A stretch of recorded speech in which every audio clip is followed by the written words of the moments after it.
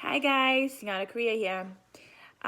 So for today's lesson, I would like to start talking about verb conjugations, verb tenses. If you're not familiar with a verb conjugation is, it's when the verb changes its form for depending on the pronoun. So for example, in English, we have the verb to be. So for if I use the word I'm going to say I am. But when you say you're not going to say you am. You need to change it. You need to change the verb tense to you are. But essentially, that verb to be, I am, you are, means the same thing. It's just changed because it's a different pronoun, and that's the rule for that specific verb in English. A lot of our verbs in English don't change necessarily, but in Portuguese or in a lot of different foreign languages, they do change. And this is something new that we haven't necessarily learned this year, or at least formally. So I'm going to get a little bit into what we have learned informally and formally teach you the verb conjugations for the verbo ser. So here's the verbo ser. And ser again means to be. So we know that for eu, I am is eu sou. Eu sou, I am. Eu sou, I am. This is the word. Okay. Going down. How do we say you in Portuguese? You is tu. So to say to be for tu, it's going to be tu és. Now these are all the same words, they're just changed. It's a different verb tense, a different verb conjugation. So eu sou, I am, tu és, you are. Next. Okay, so we know that he, she is ele, ela. And what's the verb conjugation for that? A. Ele, a, ela, a. He or she is. Okay, so let me tell you that for so, you are only ever going to use so with eu.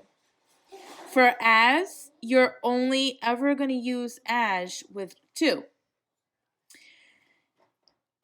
A is a little bit different.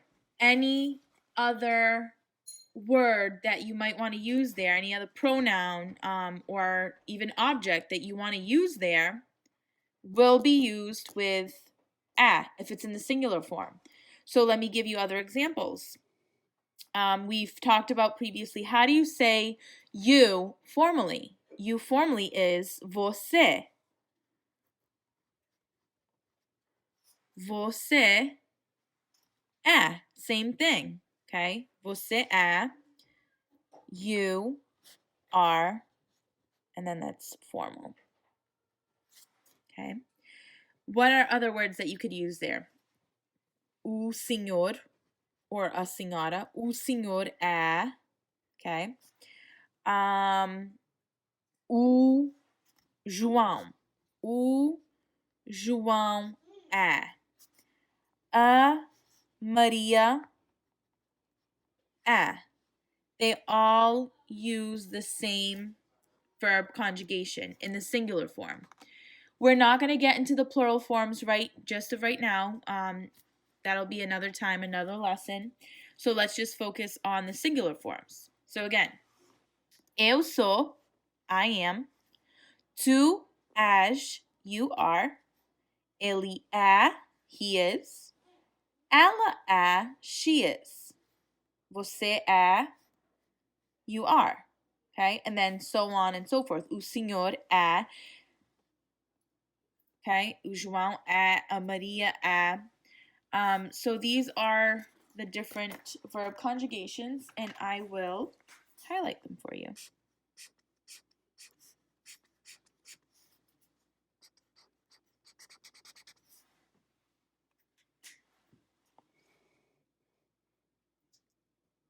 So I'm just going to say it, and I want you to try to repeat it so that you can practice your pronunciation. Eu sou. Tu és. Ele é. Você é. O senhor é. A Maria é. Okay, let's try a full sentence. Eu sou jovem. Tu és baixo. O João é preguiçoso.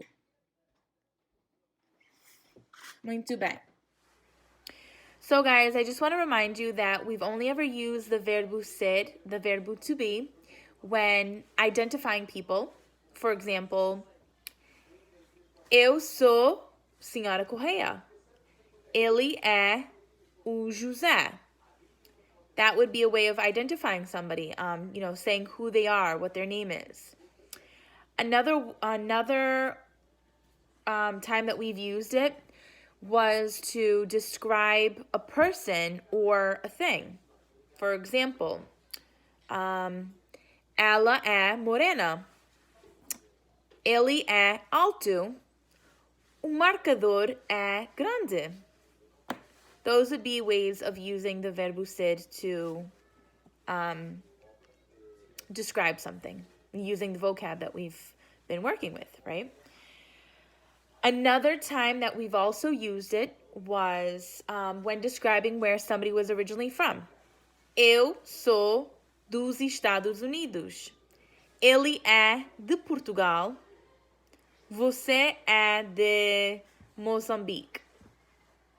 So those are just those few ways that we've used the verbo ser, the verbo to be. So let's keep practicing using the different verb conjugations with our identifying people, describing people or things, and also talking about somebody's origin, where they're from. I hope you enjoyed today's lesson. Adeus.